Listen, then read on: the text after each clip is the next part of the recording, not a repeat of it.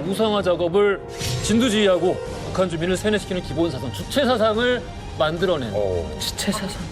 그 주인공 남북을 뒤흔든 황장엽 망명 사건 지금부터 시작하겠습니다. 황장엽과 수행 비서관 한 명이 오늘 우리나라의 망명을 요청해왔습니다. 그의 북한 탈출은 엄청난 사건으로 받아들이고 있습니다.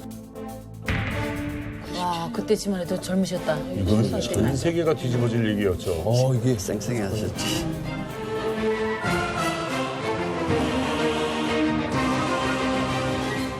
자, 어쨌든 간에 김일성과 어깨를 나란히 하고 주체사상을 확립했던 인물. 최근에 탈북한 고위급 탈북자들이랑은 사실은 급을 같이 할 수도 없을 정도의 사건이고 앞으로도 불가능하지. 앞으로 불가능. 저는 이렇게 표현합니다. 북한의 심장이 망명한 거다. 그렇지. 이거는 북한의 역사가 망명한 거고 북한을 세운 건국의 아버지가 대한민국에 망명해서 북한을 자기 속으로 허물겠다라고 선언한 사건이 바로 그때 그 사건이었어요. 이 조선을 설계한 브레인인 정도전이 일본으로 망명했다.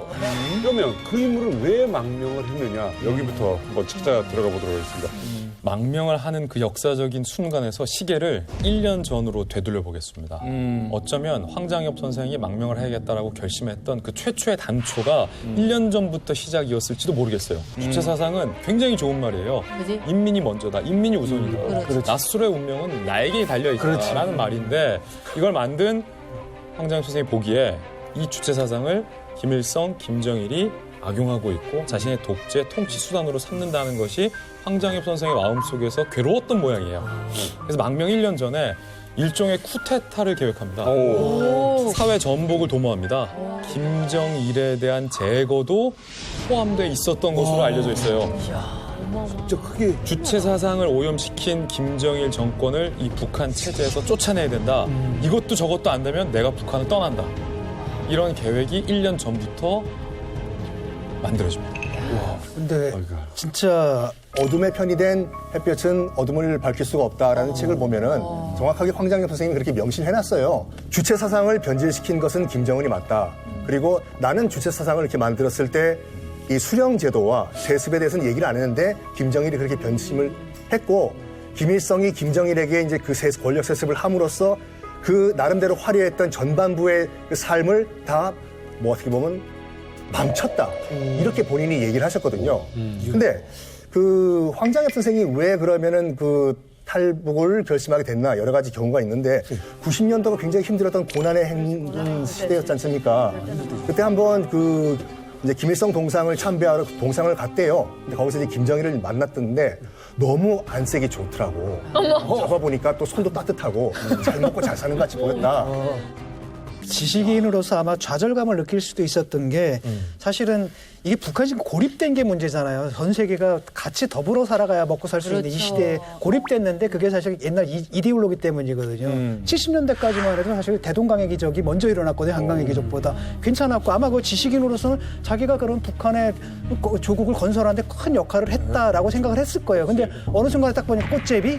이건 아니잖아? 라고 했을 때 이 사람이 생각한 건 이 김정일이다. 김일성 때까지는 그래도 성취가 있었는데 너는 뭐냐 그러는. 고난은 겹쳤죠. 다 굶어 죽죠. 거기에 전염병 돌았죠. 인민들 다 죽어나가는데 김정은 그때 뭐 했어요? 스위스에서 배불리면서 자기 아들들 다 해외로 보냈죠. 김정일은 그 굶어 죽는 인민들의 피와 시체를 밟고서 자기 권력을 공고한 거예요. 그거를 황장엽 선생은 그 망명 1년 전에 볼 수 없었다. 그래서 전해지기로는 황장엽 선생과 황 선생을 돕는 분들이 일종의 4가지의 컨틴전시 플랜을 세웠던 것 같습니다. 첫 번째는 김정일을 설득해서 해외 망명을 유도한다. 두 번째, 민중 공기에 의해서 김정일과 그의 추종 집단을 타도한다. 세 번째, 비밀 결사 조직을 통해서 김정일을 제거한다. 이거는 암살 작전이죠. 네 번째, 이도저도 안 되면 내가 한국 망명을 해서 김정일 체제에 결정적인 타격을 가한다.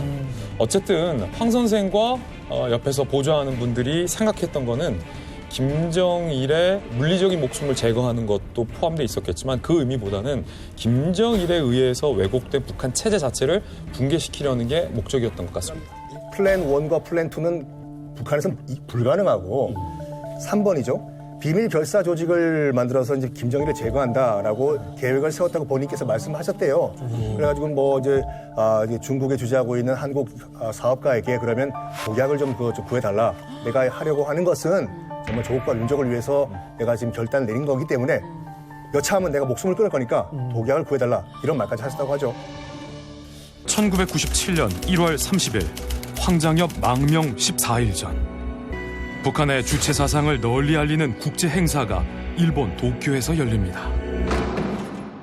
그리고 이 자리에 북한 대표로 참석한 황장엽. 자기 운명의 주인으로서의 새 생활을 창조해 나가려는 인민들의 지향은 나를 따라 더욱 높아질 것이며 자주의 그 궤도를 따라 전진하는 시대의 흐름은 그 어떤 힘으로도 멈춰 세우지 못할 것입니다. 예정대로 일정을 소화하는 듯한 모습. 그러나 지금 이 순간 그의 머릿속엔 오직 탈출 이 두 글자만 존재했습니다. 생각이 많아 보이시네요. 2주 전이에요, 2주 전. 세상에. 14일 동안 도쿄에 머무른 그는 도쿄 시내 한복판에서 누군가와 은밀한 접선을 하는데요.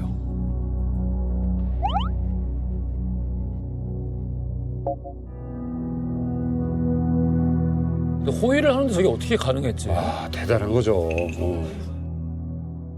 태연하게 일본 행사를 마치고 중국으로 향한 황장엽. 망명 당일 오전 9시 30분 북한 최고위급 인사 황장엽은 목숨을 건 계획을 실행합니다. 황장엽의 목적지는 바로 베이징에 있는 한국 총영사관.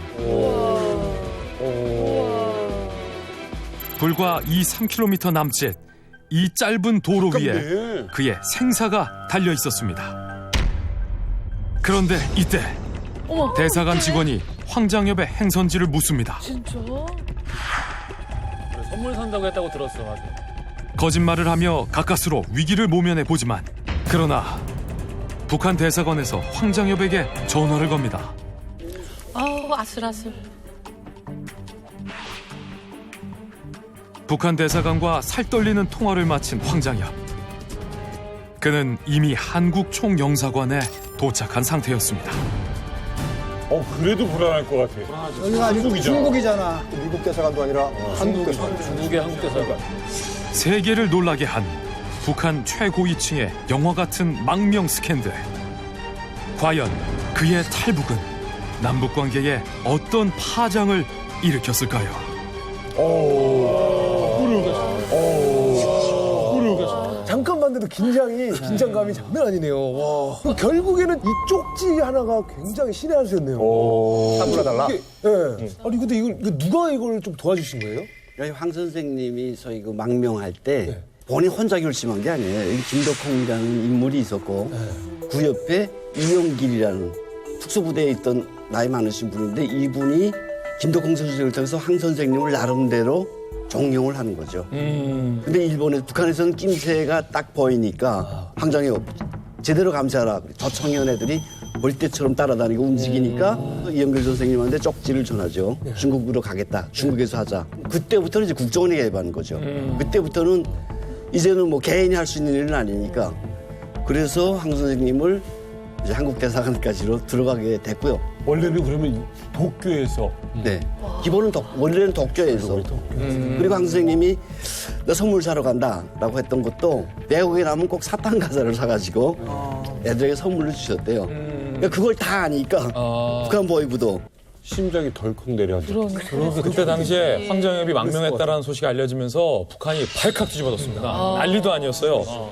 반드시 황장엽이를 대한민국 땅에 못 가도록 막아라라고 김정일이 엄청난 지시를 했고 기록에 보면 이렇게 돼 있어요. 당시 황장엽이 망명한 당일 북한 대사관 번호판을 단 검은색 차량 여러 대가 한국 대사관 주변에 몰려와 긴장감을 조성했으며 심지어 퇴근하는 우리 외교관 차량을 따라붙어 베이징 시내에서 심야 카레이스까지 벌였다고 전했습니다. 혹시 거기 타 있을 수 되겠다라고 생각한 거죠. 그 사람. 그래서 당시 이제 외교관들의 이야기를 전해 들어보면 퇴근을 하다가 야, 이러다가 북한 요원한테 붙잡혀서 내가 인질이 될 수도 있겠다라는 공포감 때문에 다시 퇴근하는 길에 영사관으로 들어가기도 하고 이랬던 비화가 지금 전해지고 있어요. 그때 이제 북한은 아마 황장엽 선생이 초기에는 이제 망명한다고 생각 못 했을 거예요. 초기에 며칠 동안. 그래서 4일 동안은 황장엽 망명 안 했다. 물건 사러 갔는데 남순 안기부가 납치해 갔다.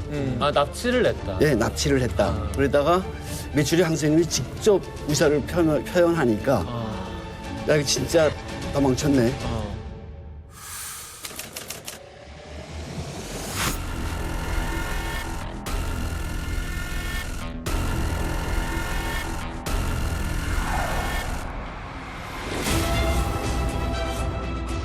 황장엽 씨는 필리핀에 도착한 뒤 휴양 도시 바교에서 사흘간 머무르다 언론의 추적을 받자 헬기를 이용해 포트 막사이 사이로 거처를 옮겼습니다.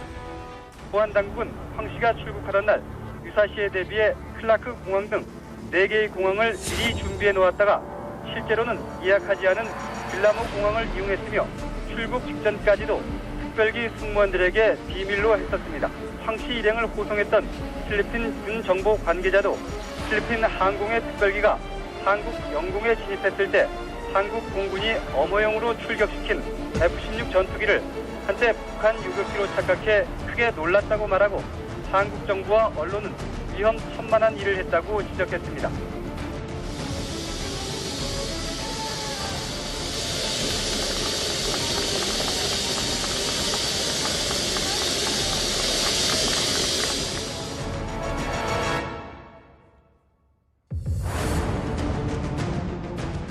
조선은 많은 모순과 문제점을 안고 있으며 이미 희망을 잃은 지 오래되었습니다. 출로는 오직 남쪽 형제들과 손잡고 전쟁을 막아보는 길밖에 없다고 확신하게 되어 대한민국으로 오게 되었습니다. 아니 이 황장엽 이 망명 사건이 세계적으로 굉장히 유명했잖아요. 알려져. 혹시 북한 주민들은 이거 뉴스로 좀 보셨는지도. 우리가 일하는데 아침에 강연회를 한다고 해서 근데 강연회도 특별 강연회라는 거 있습니다. 그러니까 특별 강연회를 한다서 다 강당에다 모여나는데 노동당 비서 황장엽이가 나라를 당을 수령을 배반하고 망명을 했다. 브레이크 뉴스네. 경장하게 또 우리 깜짝 놀라서 야, 잘 사는 것들이 더이라고 뭐가 그래서 인민들이 이렇게 그때 고난의 행군 때란 말입니다. 고난의 행군 완전 절정일 때 우리가 이렇게 허리띠를 조이는데 저 아새끼들은 잘 먹고 잘 사니까나 저렇게 망명까지 죽어야 돼. 나라를 배반하면 저 수령을 배반하면 죽어야 돼. 막 울고 이랬어. 그리고 제일 기억에 남은 게 그 강연에 딱 그는 올마 있는데 집집마다 1호 행사 사진들을 다 1호 사진들을 걷어가고 1호 도서들 걷어가고 황장엽이 쓴 책이 정말 독성시기들이 진해 많았습니다. 근데 그 책들은 몽땅 가서 다 종일 그 황장엽이 이야기 들어간 걸 몽땅 다 쭉 아니 그러면 그 많은 사진은 어떻게 하면 좋아요? 다 삭제를 안 하고 사진은 있는데 사람 모형을 다 바꿔놔. 전국에 수만 권이 100% 다 그리고 걷어들여. 전국의 학교마다 다 연구실이 1, 2, 3이 있어요. 근데 그 황장엽 선생님이 그러면 아무래도 높은 간부다 보니까 사진마다 다 있거든요. 그렇지. 근데 얼굴이 이렇게 삐뚤어진 사람이 있거나 아니면 딱 이런 사람이 한 명씩 있는 거예요. 칼로 긁은 거야? 이런 연구실에 긁지도 않았습니다.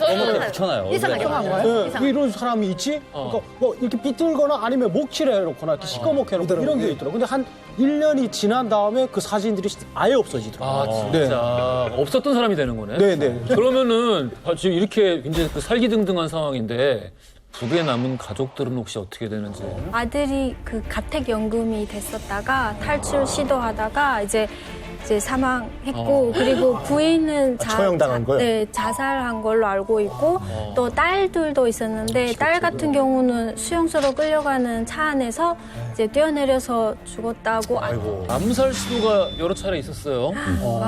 김정은이 이복형 김정남을 독살하잖아요. 왜 이렇게 집요할까? 이 집요함은 도대체 누굴 배운 걸까? 누굴 닮은 걸까 했는데 자기 아버지 김정일의 집요함을 김정은이 물려받은 거예요. 2010년이면 황장엽 선생님이 망명하고서도 엄청나게 많은 시간이 흐름 뒤잖아요. 꽤 흐르죠. 김정일이 2010년까지 황장엽 선생님을 암살하기 위해서 암살 요원 2명을 내려보냅니다.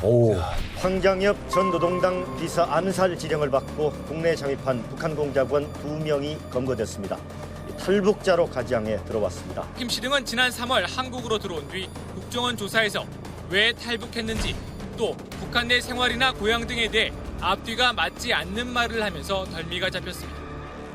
그때 당시에 이제 우리 안기부 요원들이 잡았어요. 왜냐하면 어떻게 잡아? 이들이 탈북자들 사이에 섞여서 들어오기 전에 그러니까 우리 참 국정원도 대단해. 첩보가 있었어요. 첩보가 있었어요. 황장엽을 죽이려 그러니까 그게 사실 휴민트의 힘이죠. 황장엽을 죽이려 정찰총무 요원 2명이 탈북자들 사이에 섞여올 거다. 근데 그 사람이 누군지는 모르는 거예요. 그래서 어떻게 이거를 특정해냈는지를 봤는데 물론 이제 망명 심사나 아니면 이제 탈북 심사 때 여러 가지를 묻잖아요. 다들 해보셨잖아요. 근데 이게 또 웃겨. 탈북자들 사이에서 다들 이제 좀 마르고 야위고 좀 이렇게 날씬하시고 못 먹어서 힘든데 2명이 건장하더래요. 끊임없이 이제 계속해서 묻고 유도신문하고 의심하고 질문하다가 이제 결국에는 자백을 했는데 자백한 내용이 충격적입니다. 2009년 11월 당시 정찰 총국장이었던 김영철이 이 2명의 요원을 호출해서 미션을 내립니다. 황가의 친척으로 남조선에 침투하여 황가를 없애라. 라는 미션을 받았다라고. 황과의 친척으로 자기 신분을 이야기해라. 예, 실토를 하게 되면서 김정일의 2010년 암살 미수 사건이 다 폭로가 되죠. 13년 동안의 좀 짧다면 짧은 대한민국 생활을 끝으로 87세의 나이에 별세를 하시게 됐습니다. 황장엽 전 노동당 비서를 암살하기 황장엽 위해서 전 노동당 비서를 암살하라는 북한 공작원 2명이 검거됐습니다.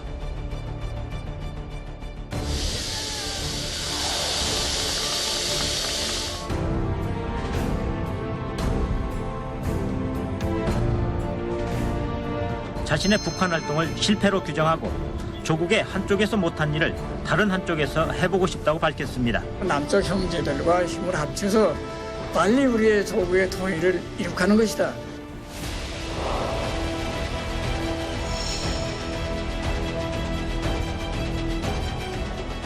황장엽 전 비서가 지난 10일 87세를 일기로 생을 마감했습니다. 경호원이 자택 욕조에서 반신욕을 하다 숨진 황 전 비서를 발견했습니다.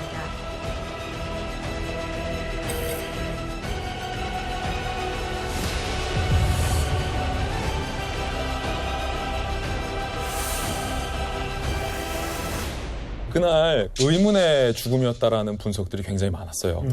집안에서 돌아가셨고 오전 5시부터 황 선생님이 2시간 동안 반신욕을 즐겨왔었다고 하는데 아침 9시가 됐는데 거실에 나오셔야 될 선생님이 안 나오신 거예요. 그래서 황급하게 경호원들이 문을 따고 들어가서 안방을 통해 있는 욕조까지 들어갔는데 욕실에서 숨진 황장엽 선생님을 발견했더라가 이제 공식 기록인데 황장엽 선생님이 사망하신 지 꽤 지난 걸로 알고 있는데 경호원들이 발견했을 그 순간까지도 욕조에 물이 따뜻했다. 타살이 아닌가라는 의구심이 그때 들긴 들었었어요. 그때요. 열 몇 시간이 지났는데도 불구하고 욕조 물이 따뜻했더라. 열 몇 시간?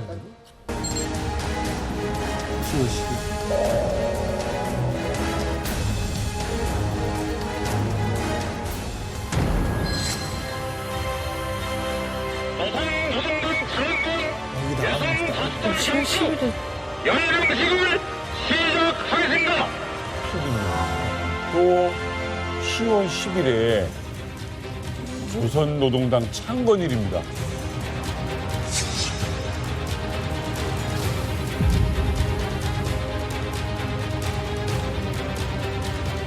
주체사상을 만든 분은 대한민국에서 돌아가신 날. 돌아가시고 여기는 다시 세워지고. 병력 2만 명이 참가를 하는 65주년이잖아요.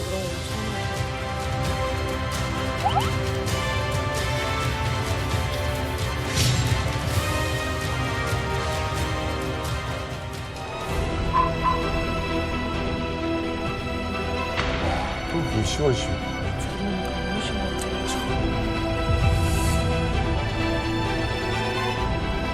황 선생님은 매일같이 이제 저희들한테 하신 말씀이 있었어요. 이제 북한은 김정일이만 제거되면은 세습이 무너진다, 체계가 무너진다 이렇게 말씀하셨는데 사실 김정일이가 김정은이한테 세습을 한다는 그 소식을 듣고 상당히 분노하셨습니다. 분노를 많이 하셔가지고 아마 충격을 많이 받으셨을 거예요. 그래서 그것 때문에 또 많이 몸도 쇠약해지고 아마 돌아가실 때도 그 수양 따님이 군사라고 이렇게 표현을 하셨거든요. 분하고 억울해서 이렇게 돌아가셨다 이렇게 수양 따님이 그렇게 무너지길 그렇게 바랬는데. 예. 자식한테 갈 줄은 몰랐죠. 그 황정엽 선생님이 쓰신 책 어둠의 편이 된 햇볕은 어둠을 이길 수 없다. 그 정말 그때 딱 충격을 받은 한 문구가 있는데 뭐냐면 한국에 있는 젊은이들이 꼭 이거는 기억을 해줘야 되겠다. 북한에 대한 환상을 갖고 있는 사람들. 이거는 민주주의와 자본주의와 공산주의와 사회주의의 대결이 아니라 민주주의와 봉건사회의 대결이다. 북한은 봉건사회라는 걸 꼭 기억하라. 그 말씀이 기억이 나요. 황장엽 전 노동당 비서를 이 자리에 모셨습니다. 지금 잘못된 정신을 가지고서 저들이 잘못된 방향으로 나가고 있지 않습니까? 지금 어느 시대라고 3세에 걸쳐서 세습 독재를 하겠습니까? 수백만 사람들을 굶어 주겠지. 온 나라를 감옥으로 만들었지. 핵무기를 개발해서 자꾸 위협하고 있지. 이 자체가 이것이 비정상적이라는 거, 시대착오적이라는 거.